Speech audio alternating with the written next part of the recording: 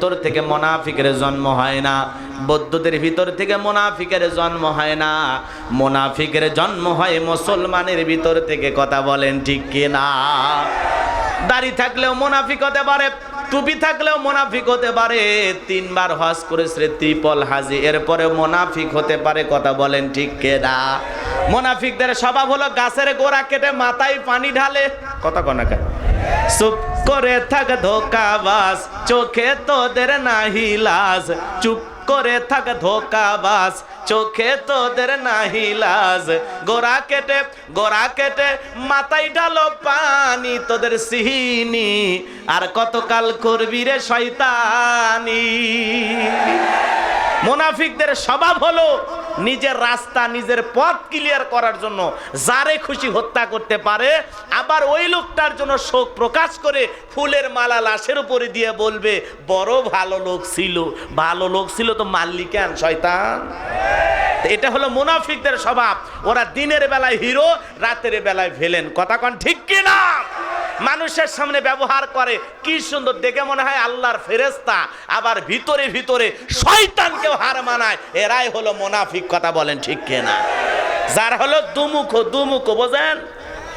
ওপরে দেখা যায় ভালো মানুষ, কথা কন না কা, আর ভিতরে ভিতরে কথা কন, কে বোঝা গেল? তা আজকে মুনাফিকদেরকে নিয়ে আলোচনা করব না, কাফিরদেরকে নিয়ে আলোচনা করব না, আজকে আলোচনা করব আল্লাহর ভিআইপি মুমিন বান্দাদেরকে নিয়ে। বলেন আল্লাহু আকবার। সম্মানিত ভাইরা আমার, আল্লাহ রাব্বুল আলামিন বলেন কদ আফলাহাল মুমিনুন।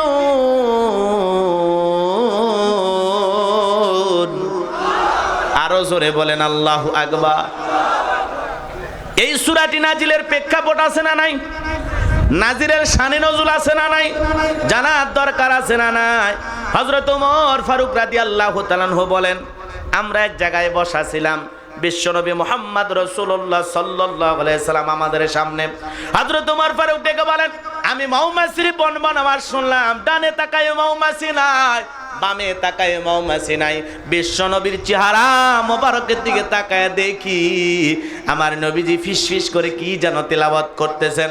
হযরত ওমর ডেকে বলেন, আমার বোঝার বাকি রইল না, আসমান থেকে নবীজির উপরে কোরআনুল কারীম নাজিল হচ্ছে, আর বিশ্বনবী কোরআনুল কারীম রিসিভ করতেছেন। বলেন সুবহানাল্লাহ। তাহলে মৌমাছির বনবন ভনবন আওয়াজ হইলে কোরআনুল কারীম নাজিল হয়, দপ্তরি ছুটির ঘন্টায় বাড়ি মারে টন টন আওয়াজ হইলে কোরআনুল কারীম নাজিল হয়।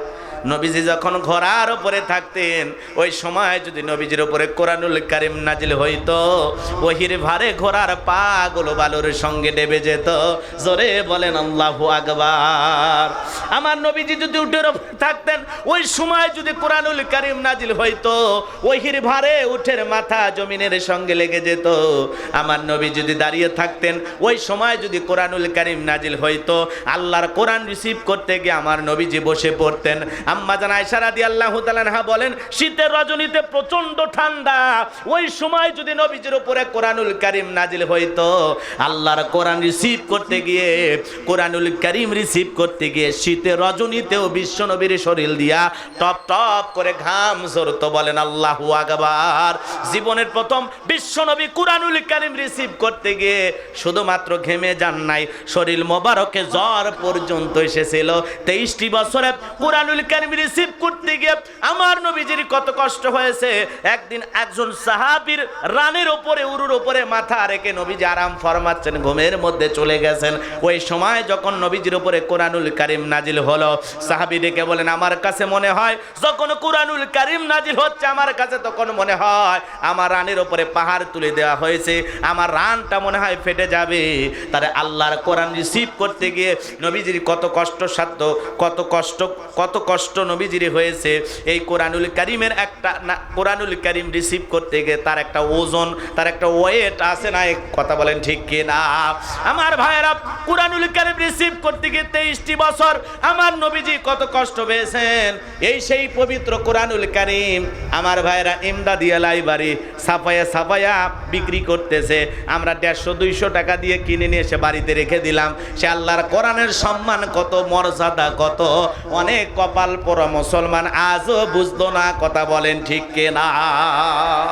আমার যুবক ভাইরা রে, হযরত ওমর ফারুক ডেকে বলেন, নবীজির কুরআনুল কারীম রিসিভ করা শেষ হয়ে গেল। সাহাবায়ে কিরামদের দিকে মুখ ঘোরায় ডেকে বলেন, আমার সাহাবীরা, এই মাত্র আসমান থেকে জিবরাইল এসে আমার উপরে সূরা আল মুমিনুনের 10টি আয়াত কারিমা নাজিল করে জানায় দিয়ে গেলেন, নবী গো, যদি এই 10টি আয়াতের ভিতর আল্লাহ রাব্বুল আলামিন তার আদরের বান্দাদের 7টা গুণাবলী নিয়ে আলোচনা করেছেন, কোন মুমিন যদি এই 7টা গুণে গুণান্বিত হতে পারে, 7টা গুণ দিয়ে তার মুমিন যদি তার জীবনটাকে সাজাইতে পারে, এই 7টা গুণ যদি মুমিন জীবনে অর্জন করতে পারে, আল্লাহ রাব্বুল আলামিন তাকে জান্নাতুল ফেরদাউসের ওয়ারিশ বানায় দিবেন। বলুন সুবহানাল্লাহ। আপনার আমার টার্গেট জান্নাত না জাহান্নাম? আরো জোরে বলেন। জান্নাতে যাইতে গেলে কয়টা গুণাবলী? জোরে বলেন কয়টি? আরো জোরে। জোরে হলো না? কয়টি? অনেকে বলে না, ওদের কি সমস্যা গো? এতগুলো মানুষ যদি আওয়াজ দেয়, আওয়াজটা আরো জোরে হয়তো না? রাতের বেলায় ভয় পাচ্ছেন নাকি? হ্যাঁ, বড় ভাই পাশে বসে আছে, ভয় পাচ্ছেন? 7টা গুণাবলী, কোরআন সুন্নাহর আলোকে কথা বলবো, হক কথা বলবো, সঠিক কথা বলবো। যদি ভুলভাল কিছু বলি সমস্যা নাই, আস্তে করে ভিতরে ঢুকবো। কথা কোন ঠিক না? রাগ করতেছেন আপনারা মনে হয়? তাহলে কয়টা গুণাবলী? আরো জোরে বলেন কয়টি? লিল্লাহি তাকবীর। 7টা গুণাবলী বিশ্বনবী ডেকে বলেন, এই 7টা গুণাবলী যদি অর্জন করতে পারে, আমার আল্লাহ রাব্বুল আলামিন বলেন, উলাইকা হুমুল ওয়ারিসুন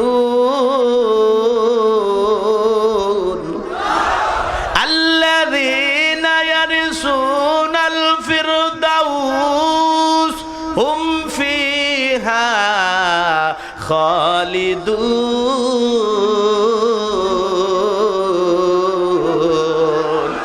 আমার আল্লাহ রাব্বুল আলামিন বলেন, তাদেরকে আল্লাহ রাব্বুল আলামিন উত্তরাধিকারী বানাবেন জান্নাতুল ফেরদাউসের। সেখানে তারা চিরকাল বসবাস করবেন। আল্লাহ কোনোদিন জান্নাত থেকে বের করে দেবেন না। জোরে বলুন সুবহানাল্লাহ। বাবা মারা গেলে সন্তান যেরকম ওয়ারিশ সূত্রে সম্পত্তির ভাগ পায়, বাবা মারা গেলে সন্তান সম্পত্তির কি ভাগ? সম্পত্তির কি পায়? ভাগ পায়। ওয়ারিশ সূত্রে সন্তান যেরকম বাবার সম্পত্তির ভাগ পায়, কোন মুমিন যদি এই 7টা গুণ দিয়ে তার জীবনকে সাজাইতে পারে, আল্লাহ রাব্বুল আলামিন তাকে জান্নাতুল ফেরদাউসের উত্তরাধিকারী বানায় দিবেন, ওয়ারিশ বানায় দিবেন। বলুন সুবহানাল্লাহ। 7টা গুণা বলেন, নাম্বার 1 আলোচনা শুরু হয়ে গেল, কষ্ট হচ্ছে আপনাদের। আল্লাহ রাব্বুল আলামিন বলেন, কদ আফলাহাল মুমিনুন। আমার আল্লাহ পাক বলেন, অবশ্যই মুমিনেরা সফল। অলরেডি মুমিনেরা সফল হয়েছে। সফল হয়েছে তারা ঈমান এনেছে যারা। বলেন আল্লাহু আকবার। সফল হয়েছে কারা? সফল হয়েছে তারা ঈমান এনেছে যারা। ঈমানদার ছাড়া সফল হওয়া যাবে না। কি মনে করেছেন যারা ক্ষমতা আছে সে সফল, টাকা যারা আছে সে সফল? কথা বল না কেন? ভালো ব্যবসায়ী সে সফল না। পৃথিবীর জমিনে সফল তারা, আখিরাতে সফল তারা। আল্লাহর ভিআইপি ঈমানদার বান্দা যারা, ঈমানদার ছাড়া আল্লাহর কাছে সফল হওয়া যাবে না। কথা বলে ঠিক কিনা? ক্ষমতার দিক দিয়ে আজকে পৃথিবীর সবচাইতে বড় নেতা নাম হলো জো বাইডেন। কথা কত কি মনে করেছেন তার দাম বেশি? কথা বলেন না কেন? ভাইরা আমার, ওনার দাম নাই। সে পৃথিবীর সফল ক্ষমতার মালিক হতে পারে, কিন্তু আল্লাহর দরবারে 4 পয়সার দাম নাই, কারণ লোকটা ঈমানদার না। কথা কন না? রাগ করেছেন মনে হয়। সে পৃথিবীর যত বড় নেতা হোক না কেন, আমার বাংলাদেশের একজন রিক্সা চালকের কলিজার ভিতরে যদি ঈমান থাকে, সেই ঈমান নিয়ে যদি মৃত্যুবরণ করতে পারে, আর আল্লাহ যদি জান্নাত দেয়, বলেন তো দুনিয়াতেও সফল হলো, আখিরাতেও সফল হলো। এজন্য বাজান, ওই কোটিপতির টাকাওয়ালা ক্ষমতাধর ওদের দিকের তাকায় লাভ নাই। তাদের ভিতরে যদি ঈমান না থাকে, আল্লাহর কাছে 4 পয়সার দাম নাই। পৃথিবীর সবচাইতে ধনী ওরা হতে পারে, টাকাওয়ালা হতে পারে, ক্ষমতাধর হতে পারে, পৃথিবীর যশ খ্যাতি ওরা সুপারস্টার হতে পারে, কিন্তু ওদের ভিতরে ঈমান যদি না থাকে, আমার দেশের একজন রাস্তার ভিক্ষুক, ওর কলিজার ভিতরে যদি ঈমান থাকে, ও হবে পৃথিবীর সবচাইতে দামি মানুষ। কথা বলেন ঠিক কি না? তাহলে ঈমান আছে যাদের, আল্লাহর কাছে দাম আছে তাদের। বলেন আল্লাহু আকবার। ঈমানদার ছাড়া আল্লাহর কাছে দামি হওয়ার কোনো রাস্তা খোলা? পৃথিবীতে আপনার দাম থাকতে পারে, পৃথিবীর মানুষ আপনাকে সম্মান করতে পারে টাকা থাকার কারণে, ক্ষমতার থাকার কারণে, কিন্তু আপনার ভিতরে যদি ঈমান নামের সম্পদ না থাকে, আপনি যদি ঈমানদার না হতে পারেন, আল্লাহর কাছে আপনার 4 পয়সার দাম নাই। কথা বলেন ঠিক কিনা? একজন গরিব, তার ভিতরে যদি ঈমান থাকে, ও পৃথিবীর ওই সেরা ধনীর চাইতে দামি। কারণ পৃথিবীর সেরা ধনী, টাকার দিক দিয়ে সফল, কিন্তু ওর কাছে ঈমান নাই। কি নাই? এ কথা কোন নাকি আপনারা? সময় থাকলে আরো বিস্তারিত কথা বলা যেত, সময় সংক্ষিপ্ত, এই জন্য সব কথা আমি বলতে পারবো না। অল্প সময়ের মধ্যে খুব গুরুত্বপূর্ণ কিছু মেসেজ আপনাদেরকে দেওয়ার চেষ্টা করবো ইনশাআল্লাহ। তাহলে আপনি যতই ক্ষমতাধর হন, যতই টাকাওয়ালা হন, যত বড় দামি ব্যবসায়ী হন, কিন্তু আপনার ভিতরে ঈমান যদি না থাকে, আপনার কোনো দাম আল্লাহর কাছে। আল্লাহর কাছে দামি তারা, ঈমানদার বান্দা যারা। আল্লাহর কাছে দাম আছে তাদের, কলিজার মধ্যে ঈমান আছে যাদের। বলেন আল্লাহু আকবার। আপনি ঈমানদার, আপনি আল্লাহর কাছে দাম আছে। আপনার টাকা না থাক, সম্পদ না থাক, আপনার ভিতরে ঈমান নামের সম্পদ আছে, আপনি পৃথিবীর সবচেয়ে দামি মানুষ। বলেন আল্লাহু আকবার।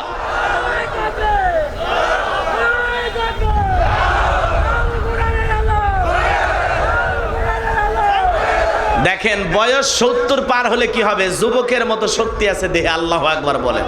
কারণ এলাকার যুবকেরা তো পদত্যাগ করছে, ওরা এখন অন্য দলে আছে নাকি কন? একটা যুবক তাকবীর দেওয়ার সাহস নাই, 70 বছরে মুরব্বী মানুষ তাকবীর দেয়। হ্যাঁ, আল্লাহু আকবার। আল্লাহ বাবাজির হায়াত বাড়ায় দেন, জোরে কন আমিন। আল্লাহু আকবার বললে কি গুনাহ হবে? আল্লাহু আকবার মানে কে বড়? লিল্লাহি তাকবীর, লিল্লাহি তাকবীর। ওয়ারাব্বাকা ফাকাব্বির, তাকবীর হবে রবের নামে, স্লোগান হবে রবের নামে। যেই জমিনে আল্লাহর শ্রেষ্ঠত্ব বরত্ব ঘোষণা করা হবে, ওই জমিনে শয়তানি শক্তি টিকতে পারবে না। কথা বলে ঠিক কি না? আমার যুবক ভাইরা রে, আল্লাহ রাব্বুল আলামিন বলেন, কদ আফলাহাল মুমিনুন। আমার আল্লাহ পাক বলেন, অবশ্যই মুমিনেরা সফল হয়েছে তারা, ঈমান এনেছে যারা। তাহলে মুমিন বান্দার 7টা গুনাহ বললেন। নাম্বার 1, আল্লাযীনা হুম ফি সালাতিহিম খাশিউন।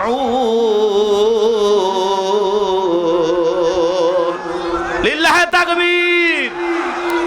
আল্লাহ রাব্বুল আলামিন বলেন, নাম্বার 1 গুনাহ বলি, আল্লাহ পাক বলেন, আল্লাযীনা হুম ফি সালাতিহিম খাশিউন, যারা নিজেদের সালাত বিনয়ের সহিত, নম্রতার সহিত, খুশু ভাব নিয়ে আদায় করে।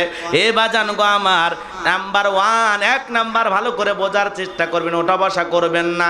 সংক্ষিপ্ত সময়, খুব গুরুত্বপূর্ণ কিছু মেসেজ আপনাদেরকে দিয়ে যাব।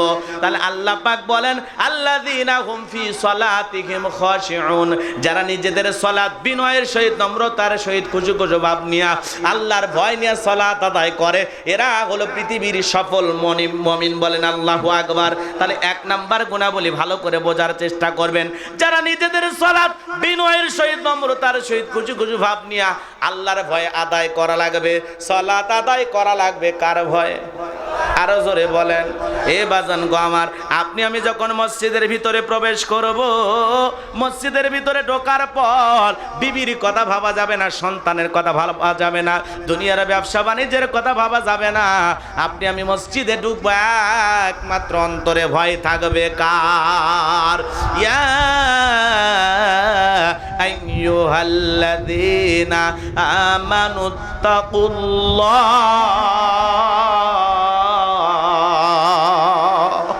আমার আল্লাহ পাক বলেন, হে ঈমানদারগণ, আমি আল্লাহকে ভয় করো, হাক্কা তুকাতিহি, ভয় করার মতো ভয় করো। আপনি আমি যখন মসজিদের ভিতরে প্রবেশ করব, মনে মনে এমন ভয় অন্তরের ভিতরে আসবো, বাজার মনে করবো আমি মসজিদে জোহরের নামাজ আদায় করতে গেছি, এটা আমার জীবনের শেষ নামাজ, আমি আসর পর্যন্ত এই দুনিয়াতে নাও থাকতে পারি। কথা বলেন ঠিক কিনা? এরকম ভয় নিয়ে যদি নামাজগুলো আদায় করতাম, নামাজগুলো নামাজের মতো হয়তো, আল্লাহর দরবারে কবুল হয়তো। কথা বলেন ঠিক কিনা? আপনি আমি যখন সালাতের মধ্যে দাঁড়ায় যাব, ভালো করে বোঝার চেষ্টা করবেন বাজান। সুন্দর করে ওযু করে আপনি আমি যখন নামাজের মধ্যে দাঁড়ায় যাব, আল্লাহর ঘর মসজিদে প্রবেশ করব, মনে মনে এই ভয়টা মনের ভিতরে নিয়ে আসবো যে আমি সালাত আদায় করতেছি, আমার আল্লাহ আমাকে দেখতেছে।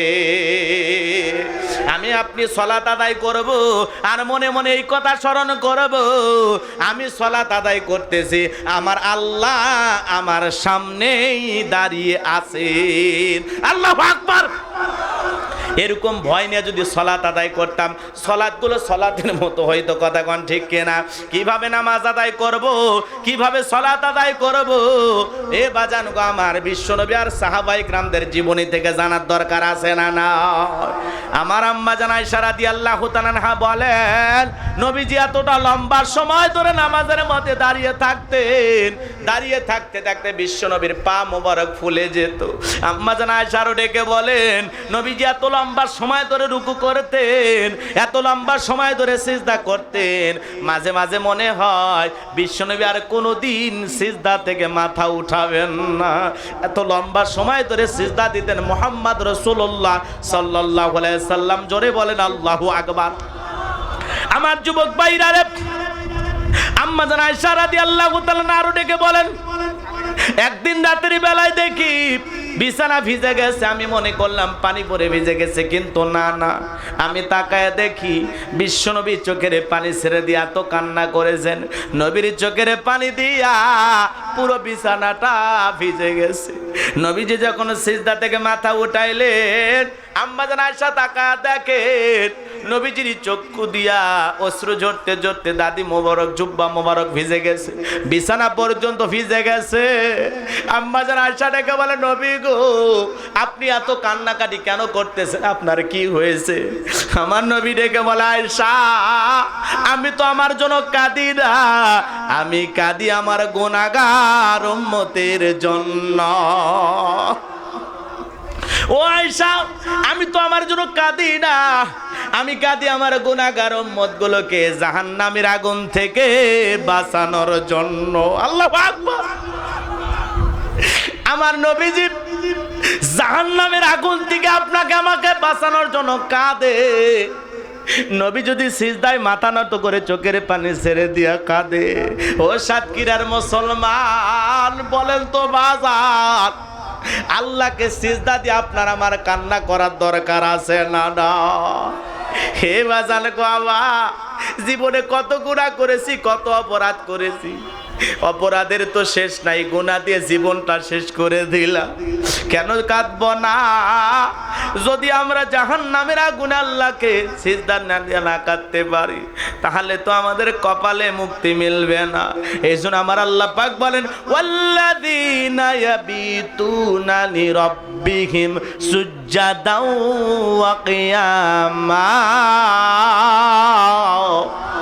আমার আল্লাহ রাব্বুল আলামিন বলেন, আমার প্রিয় বান্দাদের মধ্যে তারা প্রিয় যারা রাত্রি জাগরণ করে আমি আল্লাহকে সিজদা দেয়, রাতের পর রাত যারা দণ্ডায়মান থাকে, রাত্রি জাগরণ করে যারা তাহাজ্জুদের বিছানায় চোখের পানি ছেড়ে দিয়া কাঁদে, তারা হলো আল্লাহর প্রিয় বান্দা।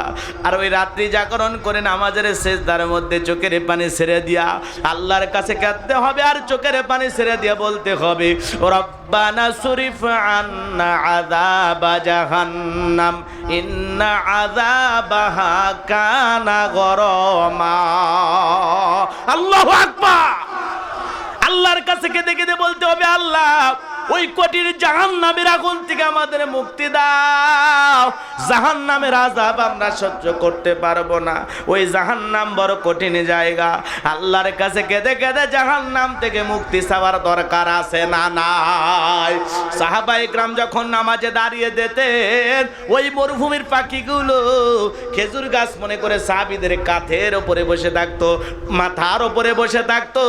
সাহাবীরা সালাতে এত মনোযোগ, এত মনোযোগ, মাথার উপরে পাখি আছে, কাঁধের উপরে পাখি পইরা আছে, এরপরেও সাহাবীরা টের পায় না। বলেন আল্লাহু আকবার। তাহলে নামাজে কতটা মনোযোগ থাকলে পাখি পড়ে থাকলেও টের পাওয়া যায় না। এ বাজান গো আমার, হৃদয়ের কান পেতে কথাগুলো শুনে যাবেন। যে কথা বলতে চায় গভীর মনোযোগ দিয়ে গুনাহগারের কথাগুলো শুনে যাবেন। যে কথা বলতে চাচ্ছিলাম, হযরতে তালহা রাদিয়াল্লাহু তাআলা আনহু সালাত আদায় করতেছেন, জঙ্গলের মধ্যে তার বাড়ি। এ বাজান গো আমার, পাহাড় থেকে একটা সাপ এসে তার কলিজার টুকরা সন্তানকে পেঁচিয়ে ধরেছেন। সন্তান তার চোখের সামনে খেলাধুলা করতেছে। স্ত্রী মানুষজনকে ডেকে সন্তানকে বিপদমুক্ত করলেন। হযরতে তালহা রাদিয়াল্লাহু তাআলা নামাজ শেষে জিজ্ঞাসা করে, বিবি রে, বাড়িতে এত মানুষজন, ব্যাপারটা বুঝতে পারলাম না, কি হয়েছে বলো। হযরতে তালহার স্ত্রী ডেকে বলে, স্বামী গো, আপনি যখন নামাজের মধ্যে দাঁড়িয়ে গেছেন, আপনার কলিজার টুকরা সন্তান আপনার চোখের সামনে খেলা করতেছে। ও স্বামী গো, আপনি যখন নামাজ আদায় করতেছেন, আপনার সন্তান আপনার সামনে খেলা করতেছে, জঙ্গল থেকে সাপ এসে সন্তানকে পেঁচিয়ে ধরেছে। আমি মানুষজনকে ডাকলাম, সন্তানকে বিপদের হাত থেকে বাঁচাইলাম, এত ঘটনা আপনার চোখের সামনে ঘটে গেল। ও স্বামী, আপনি কি কিছুই বলতে পারেন না? হযরতে তালহা রাদিয়াল্লাহু তাআলা ডেকে বলেন, বিবি রে, নামাজের মধ্যে মন যদি এদিক সেদিক চলে যায়, তাহলে নামাজ তো আর নামাজ থাকে না। বলেন আল্লাহু আকবার। সাহাবায়ে কিরামদের সালাতের প্রতি কত মনোযোগ দিয়ে তারা সালাত আদায় করতেন। হযরতে আলী রাদিয়াল্লাহু তাআলা জিহাদের ময়দানে তীর ঢুকে গেল। সাহাবীরা যখন তীর টান দেয়, হযরত আলী ব্যথা পায়। নবীজি বলেন, নামাজের মধ্যে সবাই দাঁড়িয়ে যাও। একজন সাহাবীকে বলল, শোনো, হযরত আলী যখন সিজদায় চলে যাবে, পা থেকে তখন তীরটা টান দিয়ে বের করবা। 2 রাকাত নামাজের দ্বিতীয় সিজদায় যখন সবাই চলে গেল, সাহাবী কাতারের ফাঁক দিয়া যায় এত জোরে তীরটা টান দিয়েছে, রক্ত পর্যন্ত বের হয়েছে, হালকা গোশত পর্যন্ত উঠে চলে আসছে। বাজান, নামাজ শেষ হওয়ার পরে হযরতে আলী রাদিয়াল্লাহু তাআলা বিশ্ব নবীকে বলে, আলী, তোমার তীর কোথায়? হযরত আলী বলে, নবী গো, আমার পায়ে তো আর তীর নাই। বিশ্ব নবীকে বলে, আলী রে, নামাজের আগে তীর টান দিল, ব্যথা পাইলা, আর নামাজের মধ্যে যখন তীর টান দিল, তুমি কি কিছুই বলতে পারো না? তখন তুমি কোথায় ছিলা? হযরত আলী ডেকে বলে, নবী গো, আমি যখন নামাজের মধ্যে দাঁড়ায়া যাই আর সিজদায় যখন মাথাটা নত করে, আমার কাছে মনে হয় আমি জমিনে সিজদা দিতেছি না, আমি মাওলা পাকের আরশে আজিমে যাইয়া আমার আল্লাহর কুদরতি কদমে সিজদা দিতেছি। আল্লাহু আকবার। সাহাবায়ে কিরামদের খেয়াল কেমন, তাদের নামাজের প্রতি মনোযোগটা কেমন। আল্লাহু আকবার, আল্লাহু আকবার। আর আমাদের সালাতের কি অবস্থা? এ বাজান গো আমার, নামাজের মধ্যে যখন আমি দাঁড়ায় যাব, মনের মধ্যে এই খেয়ালটা আনতে হবে, এটা আমার জীবনের শেষ নামাজ। কথা কন না কে? এটা মনে করে যদি নামাজগুলো পড়তাম, নামাজের মতো নামাজ হইতো।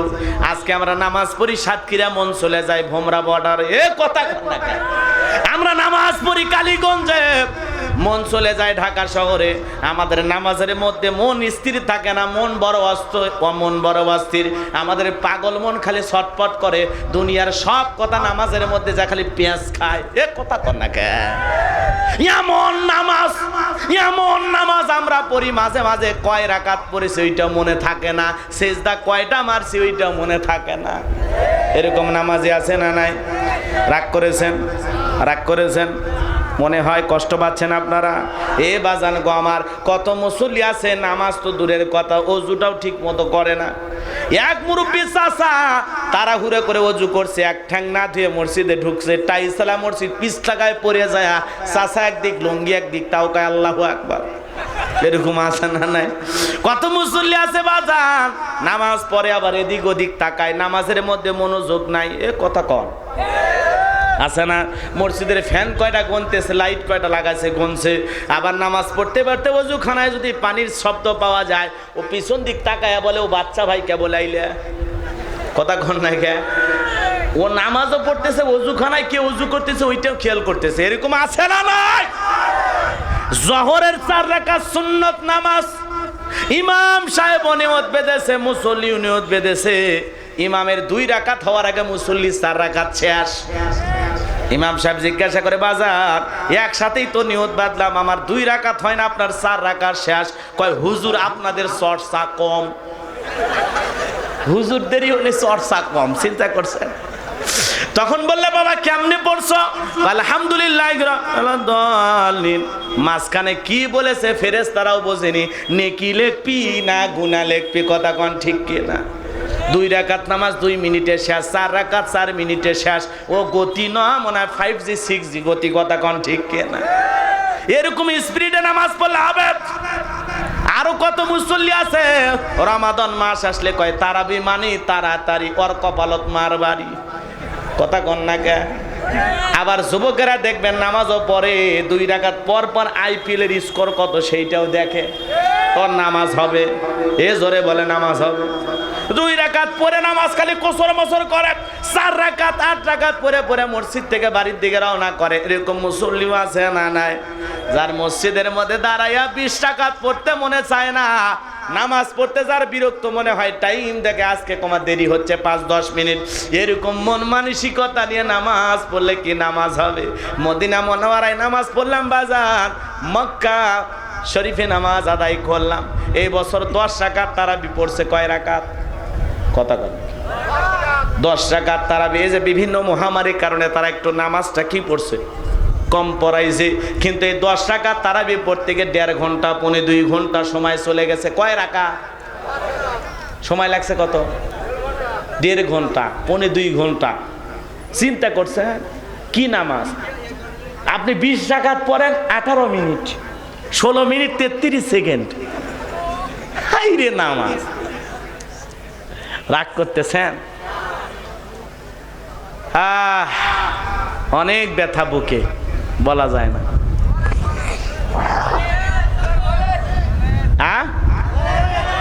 বলে বলে তো শেষ হয়ে যাচ্ছে সব। মন খারাপ করেছেন আপনারা? সিনেমার মাধ্যমে অশ্লীলতা চলুক, এটা নিয়ে কেউ সমালোচনা করে না। যাত্রার মাধ্যমে কাপড় খুলে নাচতেছে, কেউ সমালোচনা করবে না। আজকে হুজুরেরা ওয়াজ নসিহতের মাধ্যমে কেন হেলিকপ্টারে চড়ে, কেন হাদিয়া বেশি পায়, কেন হুজুরেরা এত ওয়াজ নসিহতে যায়, একটু হাসির কথা বলে, 2-1 লাইন গান গায়, এটা নিয়ে এক শ্রেণীর মানুষের চুলকানি শুরু হয়েছে। কথাগণ ঠিক কেনা? কিন্তু মনে রাখবেন, যুগে যুগে যারা ইসলামের বিরোধিতা করেছে, আলেমদের বিরোধিতা করেছে, যারা ইসলামের বিরুদ্ধে হাত দেওয়ার চেষ্টা করেছে, আলেমদের ইজ্জত নিয়ে খেলা করেছে, ওদের পরিণতি ভালো হয় না। এই কথা বলেন ঠিক কিনা? কারণ ইসলাম জমিনে পাঠাইছেন কি? আল্লাহর জমিনে বসবাস করে আল্লাহর ইসলামের বিরুদ্ধে অবস্থান গ্রহণ করবা, এ জাতির শ্রেষ্ঠ সন্তান আলেমদের বিরোধিতা করবা, তোমাদের জীবনের পরিণতি ভালো হবে না। কথা বলেন ঠিক কিনা? রাগ করেছেন মনে হয়। আল্লাহ ওদের হেদায়েত দান করুক। জোরে কোন আমিন। আরো জোরে বলেন আমিন। ভাইরা আমার, মনে রাখবেন, শরীরের জ্বর চিরকাল থাকবে না। কথা কন না কেন? শরীরের জ্বর চিরকাল থাকবে না। আজকে পৃথিবীতে যারা ইসলাম আলাদের উপর জুলুম করেছে, মুসলমানের রক্ত নিয়ে খেলা করেছে, সেই জালেমদের পরিণতি ভালো হয় না। কথা বলেন ঠিক কিনা? আমার যুবক ভাইরা রে, তাহলে নামাজের মতো আদায় করতে হবে। আপনি আমি মসজিদে ঢুকবো একমাত্র কাল ভয় নিয়া। জোরে বলেন, অন্তরে ভয় থাকবে কার? তাহলে আপনি আমি যখন সিজদার মধ্যে যাব, এ বাজান গো আমার তাড়াহুড়ো করা যাবে না। রুকু সুন্দর করে করতে হবে, সূরা কারায় সুন্দর করে পড়তে হবে। আপনি আমি সিজদায় যা তাসবিহগুলো সুন্দর করে পড়তে হবে, সুন্দর করে সব কিছু আদায় করতে হবে। কথা বলেন ঠিক কিনা? অনেক মুসলমান সিজদায় যায় পড়ে সুবহান রাব্বিয়াল আ'লা, সুবহান রাব্বিয়াল আ'লা। সুন্দর করে পড়া তো দূরের কথা, খালি কয় সুবহান সুবহান সুবহান সুবহান সুবহান। কি যে কয় নিজেও জানে না। কথা কোন ঠিক না? এ মুসলমান, এমন করলে হবে না। নামাজের মতো আদায় করার দরকার আছে না? এমন নামাজ পড়তে হবে যেই নামাজ সাহাবায়ে কেরাম আদায় করে গেছেন, যেই নামাজ আমার বিশ্বনবী আদায় করে গেছেন। নামাজটা লম্বা করে পড়তে হবে বাজান। সাহাবায়ে কেরাম 2 রাকাত নামাজ পড়ে সারা রাত কাটায়া দিয়েছে। কত সাহাবী নামাজের মধ্যে দাঁড়ায়া চোখের পানি ছেড়ে দেওয়া জোরে কান্না করেছেন, সেজদায় যাই নামাজ ভিজে গেছে। আর আপনি আমি নামাজ আদায় করি, চোখে পানি আসে না, কান্না আসে না। ইমাম সাহেব জাহান্নামের আয়াত তিলাওয়াত করে, ইমামও কাঁদে না, মুসল্লিও কাঁদে না। কথা কোন ঠিক কিনা? আর মক্কা মদিনায় নামাজ আদায় করলাম বাজার, যখন জাহান্নামের আয়াত চলে আসে, আর বিচার দিবসের হিসাবের আয়াত চলে আসে, ইমাম সাহেব কান্নার কণ্ঠ ওই জায়গায় কান্না করে ফেলে দেয়। কান্না করতে করতে এক আয়াত 2-3 বার পর্যন্ত তিলাওয়াত করে ফেলে দেয়।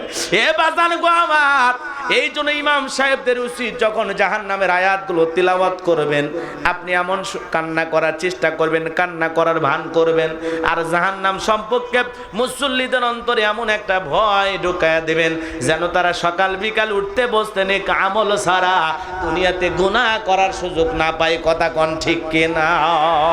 জাহান্নামের ভয় অন্তরে ঢুকানোর দরকার আছে না নাই? তাহলে 7টা গুণাবলী নিয়ে আলোচনা করতে গেলে অনেক বিস্তারিত কথা, একটা গুণাবলী একদিন ওয়াজ করে শেষ হবে না।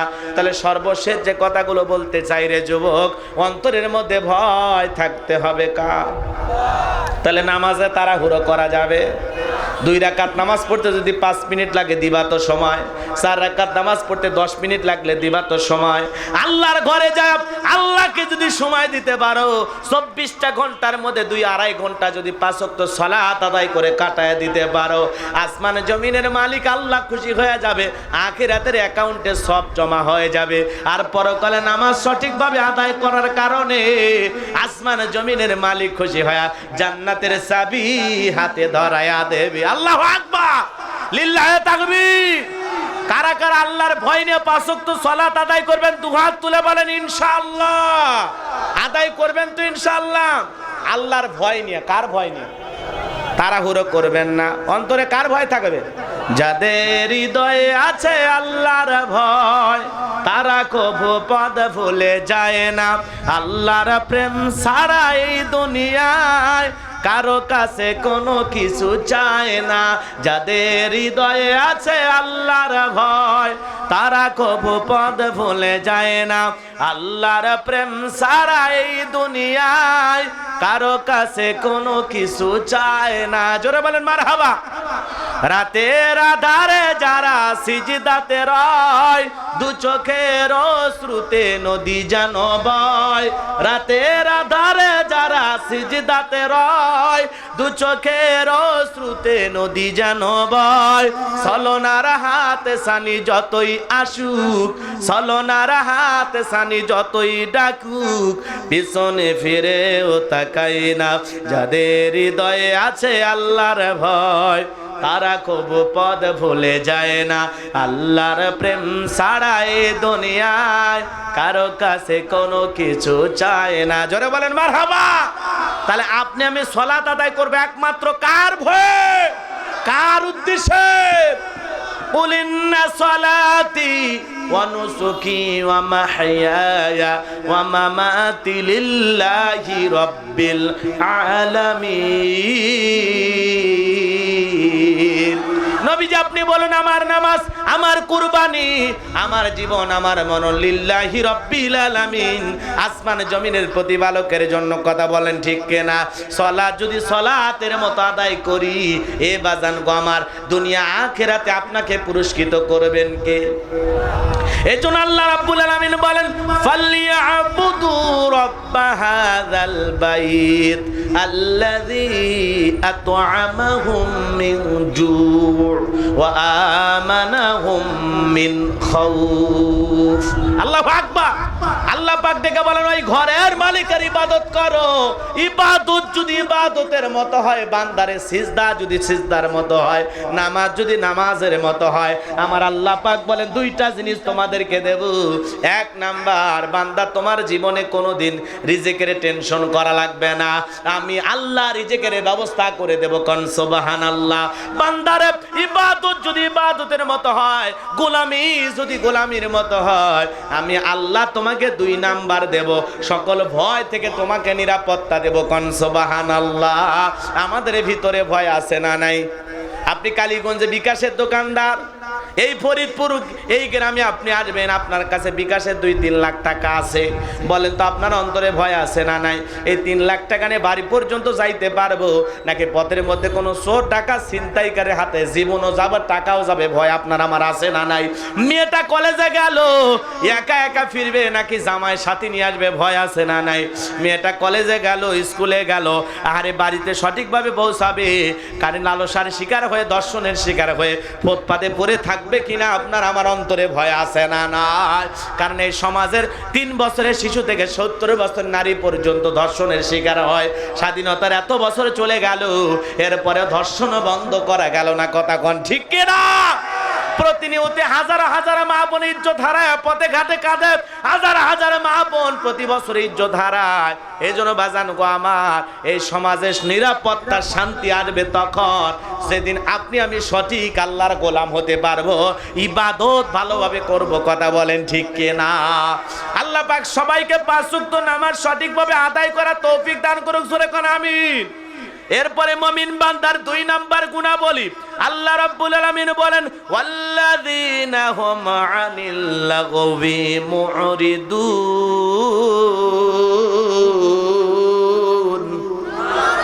আরো জোরে বলেন আল্লাহু আকবার। মুমিন বান্দার 2 নাম্বার গুনাহবলী আল্লাহ রাব্বুল আলামিন বলেন, অনার্থক কাজ।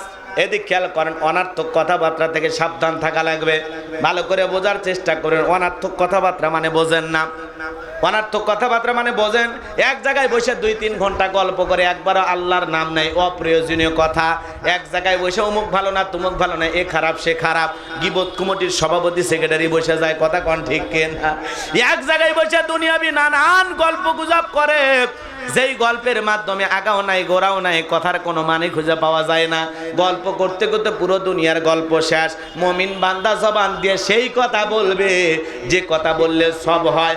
আজে বাজে গল্প কথা বলার সুযোগ মুমিনের হাতে নাই, কারণ জবানের হিসাব দেওয়া লাগবে কার কাছে? এ জোরে বলেন কার কাছে? এ ভাই কি হয়েছে আপনাদের? হ্যাঁ, কে লিখেছেন তাফসিরুল কোরআন মাহফিল? তো তাফসির ভিত্তিক আলোচনা শুনবেন না?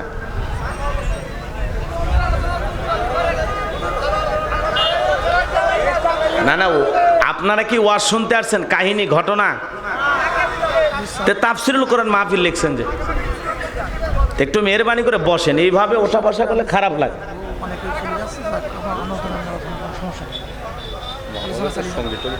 কারণ আপনারা যদি না বোঝেন তাহলে তো সমস্যা।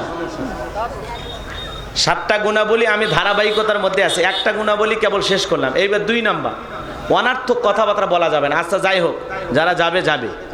অনেক লোক আসে চেহারা দেখতে, হুজুরটা দেখতে কেমন দেখে আসে, মোটা না চিকন না কালা না ধলা, ওদের দেখে বাড়ির যাচ্ছে। আবার অনেকে ইউটিউবে দেখতে দেখতে মানে ক্লান্ত। তো যাই হোক, চলে যাবেন, যান, সমস্যা নাই। যদি 2 জনও থাকে তাতেও আমার আপত্তি নেই। 7টা গুণাবলী শেষ করব, দোয়া করে বাড়ির যাব।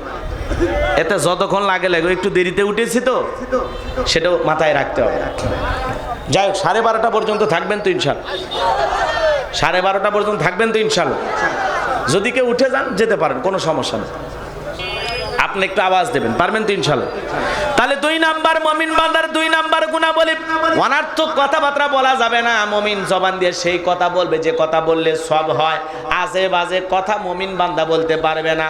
এজন্য বিশ্বনবী বুখারীর বর্ণনা, নবীজি আমার বলেন, তোমরা যদি 2টা জিনিসের হেফাজত করো, 1 নাম্বার 2 চোয়ালের মাঝখানে নরম জিহ্বা আর 2 উরুর মাঝখানে লজ্জাস্থান, এই 2টা জিনিসের যদি সংযত রাখতে পারো, হেফাজত করতে পারো, আমি নবী তোমাদের জান্নাতের জিম্মাদারি নিলাম। বলেন আল্লাহু আকবার। তাহলে মুখ দিয়ে আজে বাজে কথা বলা যাবে না, আলতু ফালতু কথা বলা যাবে, ফাহিশা কথা বলা যাবে, গালমন্দ করা যাবে যাবে না। ভালো করে বুঝবেন, মুমিন বান্দা জবান দিয়ে সেই কথাগুলো বলবে যে কথা বললে সব হয়। আজে বাজে কথা, অহিতুক কথা, অনার্থক কথা মুমিন বান্দা বলবে না। 2 নাম্বার ভালো করে বুঝবেন, মুমিন বান্দা অনার্থক কাজ করবে না। মুমিনের টাকা হলে মুমিন সিনেমা হল বানাবে না, যাত্রা গানের আয়োজন করবে না, গানের কনসার্ট দেবে না, হারাম 5 স্টার 7 স্টার হোটেলে যায়, নাইট ক্লাবে যায়, মদের জুয়া আড্ডাখানায় যায় মুমিন তার টাকা পয়সা নষ্ট করবে না। মুমিন বান্দাকে আল্লাহ সম্পদ দিলে, টাকা পয়সা দিলে, মুমিন বান্দা মসজিদ বানাবে, মাদ্রাসা বানাবে, কবরস্থান বানাবে, ঈদগাহ মাঠ বানাবে, গরিব অসহায় মানুষকে টাকা পয়সা দান করবে। মুমিনের টাকা হলে মুমিন রাস্তার মধ্যে 10টা ফলের গাছ লাগায় দেবে, পুকুরের ঘাট বানায় দেবে। মুমিন সমাজে ভালো ভালো কাজ টাকা দিয়ে চালু করবে। মুমিনের টাকা হলে মুমিন তাহলে অবৈধ অন্যায় পথে খরচ করতে পারবে তিন নাম্বার ভালো করে বুঝবেন, মুমিন বান্দার দুই নাম্বারের মধ্যে তিন নাম্বার যে কথাটা, মুমিন বান্দা অনার্থক জিনিস শ্রবণ করবে না। এই কান আল্লাহ পাক ধুম্বা চলে আজে বাজে গান বাজনা ফায়সা কথা শোনার জন্য কানটা আল্লাহ দেয় নাই। হিন্দি গান, বাংলা গান, দেশি বিদেশি গান, এ বাজান উর্দু গান, এগুলো শোনার জন্য আল্লাহ পাক কানটা দেয় নাই। মুমিন বান্দা এই কান দিয়ে সেই জিনিসগুলো শ্রবণ করবে, হক্কানি উলামা ইকরামদের বয়ান শ্রবণ করবে, আল্লাহর কোরআনের তিলাওয়াত শুনবে। মুমিন বান্দাই কান দিয়া ভালো ভালো জিনিস শ্রবণ করবে, আজে বাজে গান শ্রবণ করবে না। যুবকরে তুমি কানের ভিতর ইয়ারফোন লাগাইয়া, এমন এমন যুবক মাজায় তার, নাকে তার, গলায় তার, গেঞ্জিতে তার, শার্টে তার, দেখে বোঝা যায় না মানুষটা বিদ্যুতের খুঁটি। এরকম বকেটা যুবক আছে না? না, ওর মধ্যে ট্রেন চলে যায় তাও টের পায় না। এখন মুইরে গান শোন, কথা কোন ঠিক কিনা? এরকম হারাম গান বাজনা শোনার মতো যুবক আছে না? না। তাহলে যুবক ভালো করে বুঝবেন, মুমিন বান্দার তিন নাম্বার গুণাবলী, অনার্থক কথাবার্তা বলা যাবে না। মুমিন সেই কথা বলবে যে কথা বললে সব হয়, কারণ কথা না বলে চুপ থাকাও নাজাতের লক্ষণ। এত কথা মুখ দিয়ে কেন বলেন? প্রয়োজনীয় কথা বলবেন, অপ্রয়োজনীয় কথা বলা যাবে। মুমিন বান্দা জবান দিয়ে সেই কথা বলবে যে কথা বললে সব হয়। মুমিন বান্দা সেই কাজগুলো সমাজের মধ্যে অর্থ খরচ করে চালু করবে যে কাজগুলো করলে সব হয়। মুমিনের অর্থ ব্যয় হবে ভালো কাজে। মুমিন আজে বাজে গান শ্রবণ করবে না, যেখানে ভালো ভালো জিনিস হয় সেই জিনিসগুলো শ্রবণ করবে। এক কথায় মুমিন সেইটা বলবে যেটা বললে সব হয়। মুমিন সেই কাজগুলো চালু করবে যেগুলো কাজ চালু করলে সব হয়। মুমিন সেই জিনিসগুলো শ্রবণ করবে যেগুলো শুনলে সব হয়। এক কথায় সব আছে যেখানে মুমিন থাকবে, সব আছে যেখানে মুমিন আছে, আর গুনাহ আছে যেখানে মুমিন নাই সেখানে। মুমিন বান্দার তাহলে দুই নাম্বার গুনাহ বলি, অনার্থক জিনিস শ্রবণ করা যাবে না, অনার্থক কাজ করা যাবে না, অনার্থক জিনিস শ্রবণ করা যাবে না, অনার্থক পথে টাকা পয়সা খরচ করা যাবে না। এরপরে মুমিন বান্দার তিন নাম্বার গুনাহ বলি, ওয়াল্লাযীনা হুম লিয-যাকাতি ফাইলুন।